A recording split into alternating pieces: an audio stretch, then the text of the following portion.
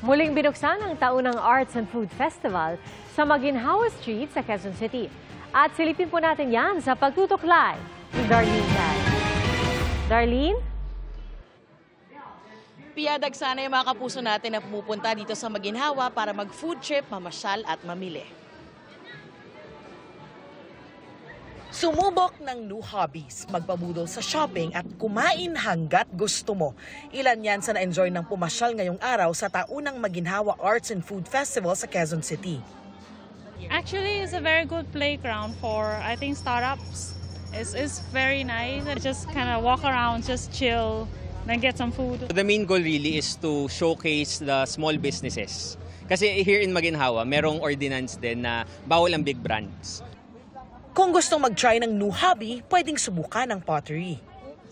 It's really important na we have this kind of activity or like craft here, especially in Manila. Kung mahirapan ka sa pottery at hindi na maipinta ang iyong mukha, worry not. Kayang-kaya ka namang iguhit ni Albert. Gumagawa ako ng life portrait, so usually sit down lang siya, kwentuhan tayo, drawing kita in a few minutes, tapos na. Pag nagutom naman sa kaka-shopping at kaka-try ng kung ano-ano, hindi ka mauubusan ng pagpipiliang pagkain. Punta po kayo dito sa Maginhawa, shawarma po!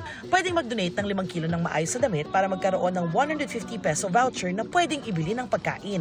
May pinamimigay na libreng mga buto ng kalabasa, pechay, kangkong at marami pang ibang gulay.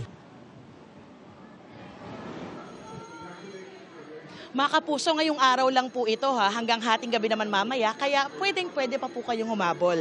Tara na rito at hintayin ko kayo Pia. O kaya hintayin na lang namin pasalubong mo, Darlene. Pasalubungan mo kami ha. Maraming salamat sa iyo, Darlene Kay.